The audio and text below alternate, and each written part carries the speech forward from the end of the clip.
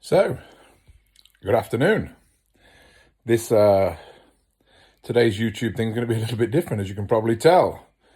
What I'm going to be talking to you about is third-party training, where I do it quite often with my students.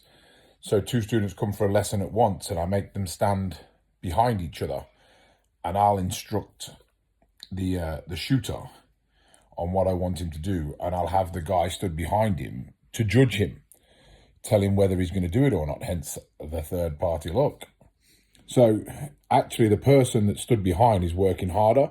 He's got to say if the guy did pull away or did swing through. Now this can be done if you can take to the range with one of your partners, friends, somebody along those lines, and have them film over your shoulder and then self-reflect.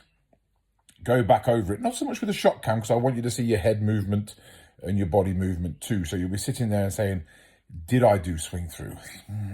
Judge yourself, because judging yourself from an individual standpoint and pulling apart your own performance is quite difficult to do. But if you can set yourself back into a third party scenario, so you're looking in on yourself, you'll find this is so much easier to do.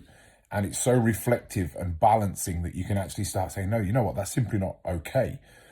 But doing that in front of your friends or in front of your peers, it can prove quite difficult to do. But playing it back at home, sending it to your big screen from your phone, and just picking down and picking apart your performance.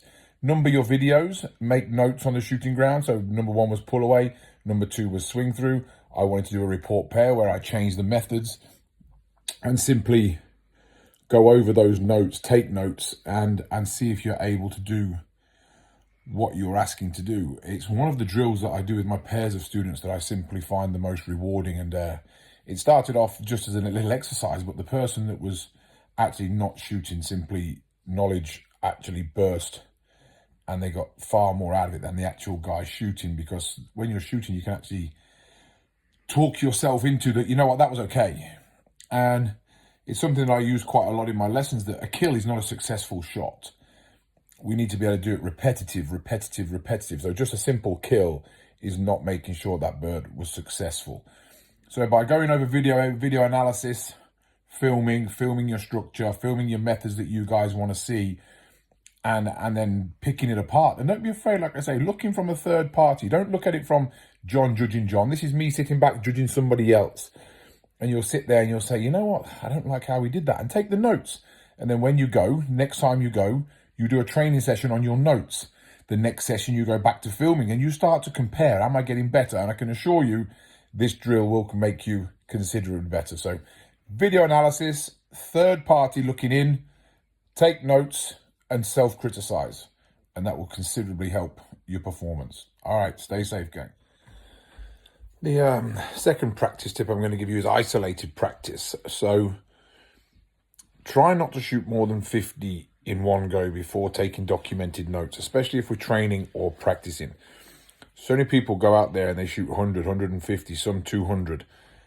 And then it comes down to writing something down, and the first 100 are a blur. You've not took any documented notes. You can't, they may as well not have been there. So even if I'm practicing, I'm not going to take notes. I only do it in 50 bird rounds, because at some point I've got to sit down and say, right, well, what am I doing here?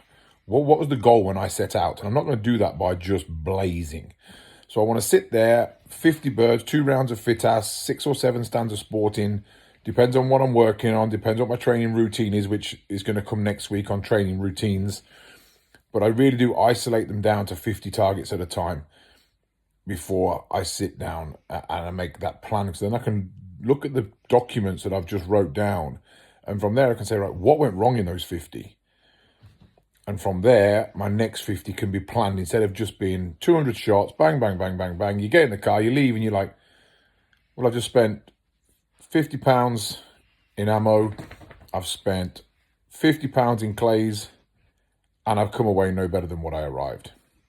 So limit your numbers, document after each segment, hydrate, make a plan for the next segment, go again, depending on what them plans can be. But my recommendation is keep it to 50 each time.